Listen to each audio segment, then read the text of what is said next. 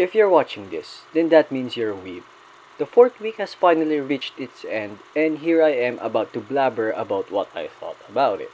I know why you're here, and I know why I'm doing this. So let's start discussing this week's crop of episodes. This episode was kinda lackluster for me. We got a larger Bride brawl, but it was too easy as it didn't feel as intense as the previous episodes.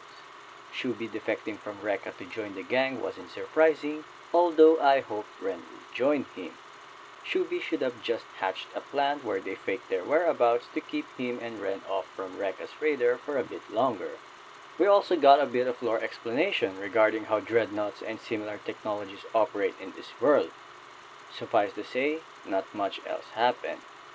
A bit of Shubi and Kai's past, and Kai's eventual discovery of Shubi's betrayal is all that is left that I haven't mentioned. Quite frankly, this is by far Back Arrow's weakest episode. On the road to the capital, our party finds a slaughtered merchant caravan with these two girls as the only survivors. At first, I thought they'll join Alfred's party because why not? Two more cute girls in the team wouldn't hurt, until they eventually outed themselves as chameleon assassins. A bit of a bummer, but we can't have everything, can we? On the subject of last week's clash with the ecclesiastical order, our boys Alfred and Maurice have finally discovered a lead. As it turns out, it confirms what everyone has already predicted: church shenanigans. At this point, it's safe to assume that the church is committed to censoring as much information as possible, because the reality of limited public knowledge allows the church to instill fear and control the kingdom more for themselves. With not much else happening other than those two plot points, we are back again to waiting another week of Hortensia Saga.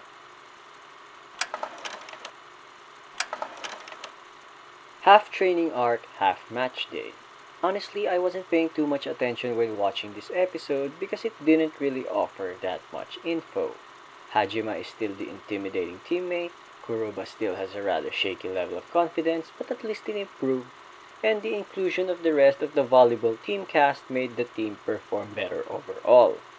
The post-credit scene was rather weird to me, or should I say, it kind of pulled the episode down. It was an odd set of events. One moment, Kuroba's teasing his cousin, then suddenly Yori gets beaten up. Then Kuroba abruptly started running away to avoid getting hurt. What perplexes me here is, isn't he just with his cousin not that long ago, and now he suddenly left her and Yori just because Yori's getting beat up? I don't know what to make of this post-credit scene, but all things considered, the transition between the three events that transpired was totally rushed. And it's definitely a concern that I'll be bringing with me when the 5th episode drops. This episode can be interpreted in two parts. The first part was rather ordinary to me. I mean, it was okay, but nothing good or bad to comment about it. At best, the Neko situation served as an added bonus to the reasons Akira will be using on why he's getting sick of being useless. The second part is where the episode serves the juicy content. It's been a while that we've noticed that Akira hasn't contributed yet in the fights, and this part gives us a bit more context on his origins and circumstances. Thanks to Kabane's near invincibility, Akira finally managed to snap out of his fears and altered the entire area with a freezing field that doesn't even discriminate its targets, which makes his raw power appear more potent.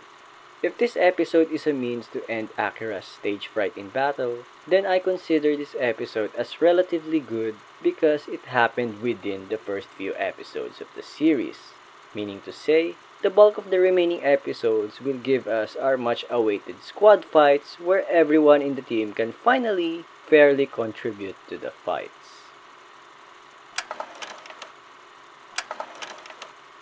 The Spacetime Man, a really interesting fellow. I hope he becomes a recurring character that would occasionally spook Sorawa throughout the series.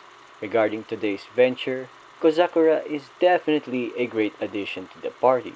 Her perspective of the other side adds a complexion of interactions that wouldn't be possible if it's just our Yuri couple. Plot-wise, the story has finally progressed a bit with the reveal of Satsuki's appearance, at least to Sorao. As for my favorite highlight of the episode, it's the eeriness of the background music which played a prominent role in the storytelling. It kinda reminded me of Doom 2016 and Doom Eternal, where the music is actively involved in the gameplay. If the show's music can keep this up going forward, then it would definitely elevate the overall experience of the show. And that wraps up my take with this week's episode of Otherside Picnic. Episode 4 is everything Episode 3 has failed to do, to commit to just showing Kumako's story.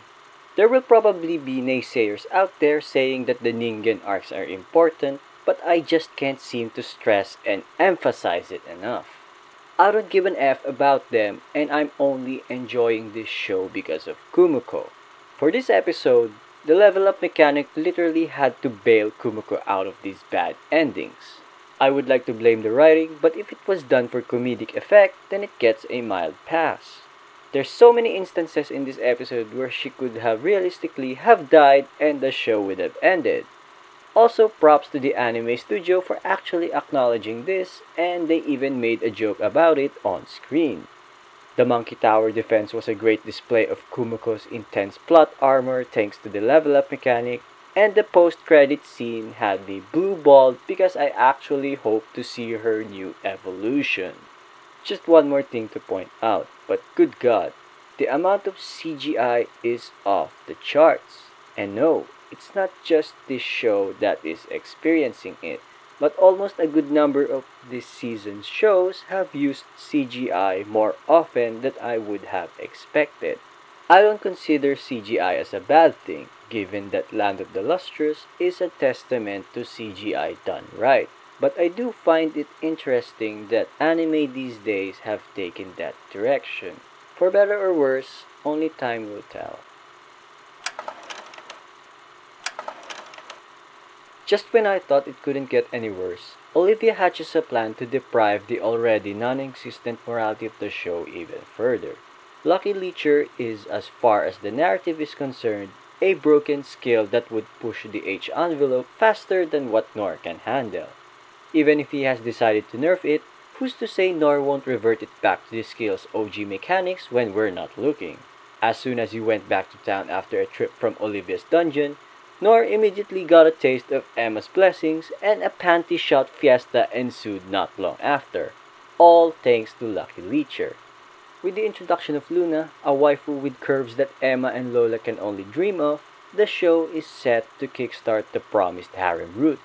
Given what we've seen in the episode's final scene, not only are we to expect a bountiful harvest of fanservice from the new waifu Luna, but we can also expect the same to Lola and Emma, which means episode 5 will most likely be a blessed festival to remember.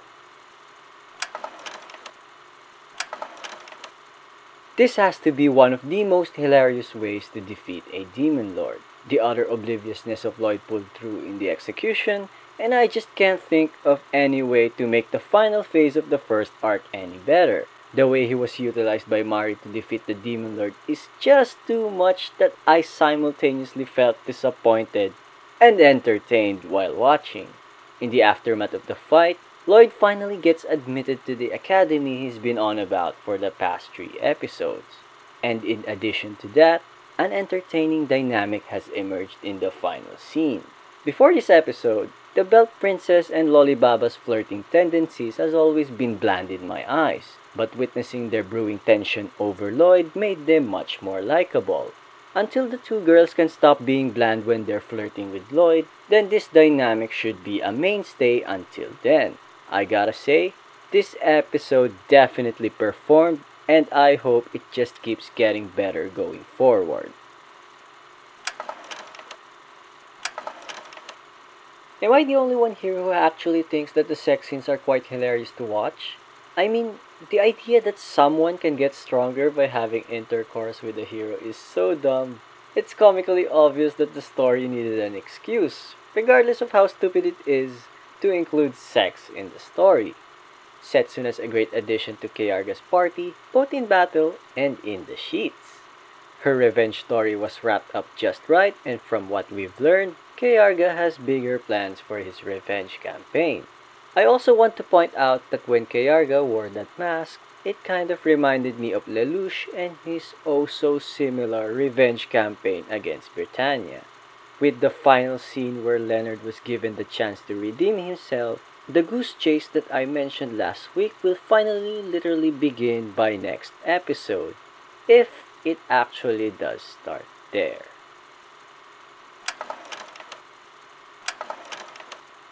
Oh my god, they actually did it. They actually went and did it. I never thought of the lewd hand-holding as something that would escalate towards the forbidden genre, but boy did they not hold back and double down on the Yuri. Actually, not only double down, but more like quadruple down on the scene. I was screaming the entire time when I saw this, and I actually think this is even ballsier than last episode's reveal. I should have known that any idol anime has an innate tendency towards this kind of route, but this just made me look like a rookie to the genre. Trying to be serious, but it was also revealed in this episode that Seria's birthday is also the same day that the nukes have dropped, which explains her PTSD upon realizing that it's actually her birthday. Because I can't get enough of the Yuri, they actually made her cope with the doll while Irie gets to watch the scene in full detail. And in crippling depression. I mean, you gotta feel for Irie. Imagine losing to a doll in the Yuri game. I feel bad for her, but holy hellheim, if they're going full Yuri on this, then bring it all out and never look back. Because the spice is just too good for it to end now. Building upon the success of episode 3, this week's episode of Idoly Pride continues to perform at a level better than expected.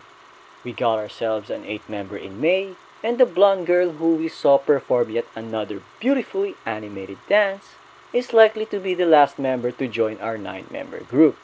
May has definitely shifted the timeline by changing some of the story's established norms.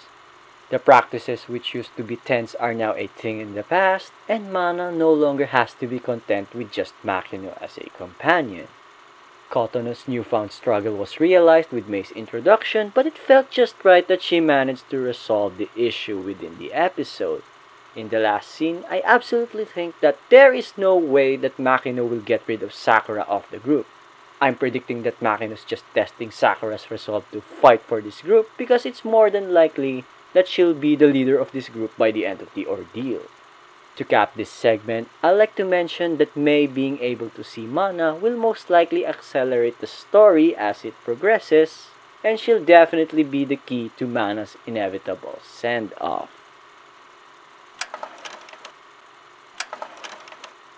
At this point, I don't care anymore. I'll be referring to Adam as Dio starting from now on because I can. So going into the episode, we got more info regarding what Dio has been doing before his beef with Reki. And not gonna lie, his background is such a Dio thing to do. It's like they purposely made this show as a big what if that explores what could have been Dio's life if Stardust Crusaders ended any differently. Holding my fanboy tendencies for Dio for now, I gotta say, Reki's awfully weak.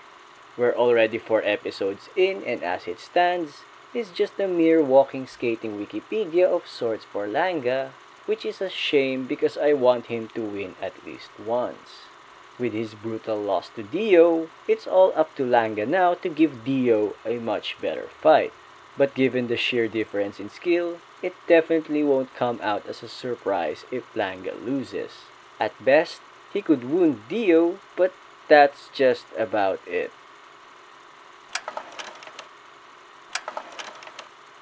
Tomozaki gets W after W, and this episode is quite literally a montage of him being unable to stop winning.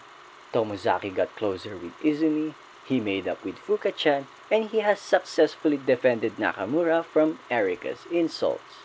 We are only 4 episodes in this series, and I am already proud of my boy's progress. I feel like a father seeing his son grow so well, and I just couldn't feel any happier. His confidence has definitely improved, and this episode is the result of his grind. On the subject of best girls, I'm still on the camp of I don't mind who he ends up with, as every best girl in this series can easily present her case on why she would win in the end. For narrative purposes, I still think Tomozaki will end up with Hinami after all is said and done. It will definitely be a very long route if that's the actual endgame that the author has planned. But until then, I will just keep on cheering for our gamer boy in his quest to improve and be genuine to others. The first scene with Ishikawa and Kono-chan had me thinking, they'll definitely get together and frick, won't they? The signs are so blatant in hinting that they'll be a couple down the line, and if you ask me, I'm definitely going to root for them.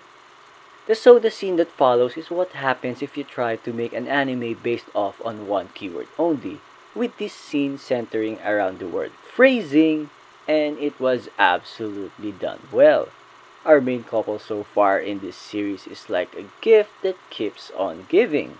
The chemistry that they have is just off the charts, and that confession by Miyamura, while not what I had predicted, it was probably done that way because maybe the author is probably already screaming that they should have been a couple long ago.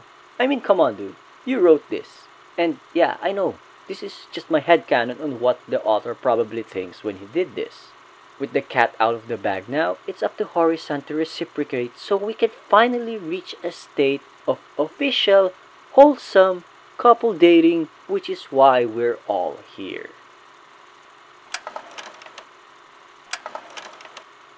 I felt like a lot has happened in this episode. I remember saying last week that Paul is one of the better fathers in the anime community, and now he's back to no longer being one of the better fathers of the anime community. I get that Lilia is hot and is quite the package herself, but doing her when you already have Zenith, aka Hot Mama Best Mama? I wouldn't feel bad if Paul did 2 or more maids without having a wife, but doing a maid while having a wife, and the hottest one too, I fail to see how I can side with him on this. On the subject of Sylphie, my boy Rudy is on a warpath to securing his childhood friend waifu. The fact that as early as now, Rudy's prepping already for his future together with Sylphie kind of enters quote-unquote pedo territory. Then again, if that's how we'll approach it, then the poor boy's only legal option are significantly older women. Which kinda doesn't make much sense because people in this world don't know about his previous life and they would most likely expect him to get on with someone close to his in-world age. In the last portion of the episode where Ghislaine has arrived to pick up our boy Rudy, I initially thought of her as a walking death by Snoo Snoo. Based on Rudy's request in the scene before where he's looking for a job for his waifu, I'm assuming this is it, given that Paul also mentioned about the idea of Rudy being away from Sylphie. And before I end this segment, we thank the Lord for a blessed Roxy appearance in this episode. We are not worthy of such a gift. I just want to say that whenever I watch an episode of Wonder Egg Priority, I actually watch the episode twice. First, to get the gist of the episode, and second, to spot whatever details I might have missed on the first viewing. I've never done this to any anime, movie, western work, or whatever type of media before, and the reason I'm doing this for Wonder Egg Priority is that it has simply captivated me more than I could have expected. I may still end up missing some details, but the point I'm trying to make here is that I just love this show so much. So on to the episode. The fourth and final girl has finally made her debut, and Momoe is one hell of an insect glaive user. While Momoe's hunts are happening, we got to see the conclusion of last week's hunt with Rika returning safe and sound, and her tandem with Ai is a pleasure to watch. going back to Momoe, I'm particularly curious as to why almost everyone seems to have the hots for her. I mean, sure, her appearance could easily pass for a boy, but basing on her reactions when treated as such, she doesn't seem to be happy about it. Right now, I'm clueless regarding this, so I'll probably have to wait for more info in future episodes. Nehru's reveal as a president of what seems to be a multi-million-dollar company was quite a surprise, and that background actually explains why she's so prim and proper in her behavior. We also got a bit of lore explanation from Acha regarding the girls that our quartet has been saving since the start. It strikes me that it might be actually possible to revive these poor, mistreated girls. It's just that they'll probably live a new but better life in a different world. The revival process, if I'm going to make a guess, probably works like this. I and the rest of the quartet protect these egg girls, and while doing so, the egg girls must also learn something to rid of their depression so they can move on, allowing them to finally live a new life. While this entire process happens, the quartet gets to atone for their sins a bit more, which makes the entire Protect the Egg system a win-win situation. The quartet gets therapy so they can eventually get back on their feet, and the egg girls are freed from their miserable past.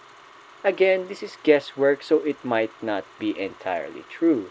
The final scene where our quartet has finally grouped up for the very first time has me excited because, in all honesty, I really want to see a 4-girl Monster Hunter quest and bathe in Cloverworks' glorious fight scene animations. So that's it for the 4th week of our weekly anime. I hope you guys have enjoyed the video, and leave a comment down below if you have something to share or if you have any questions to ask. I hope you have a good time wherever you are, stay safe, and see you guys next time.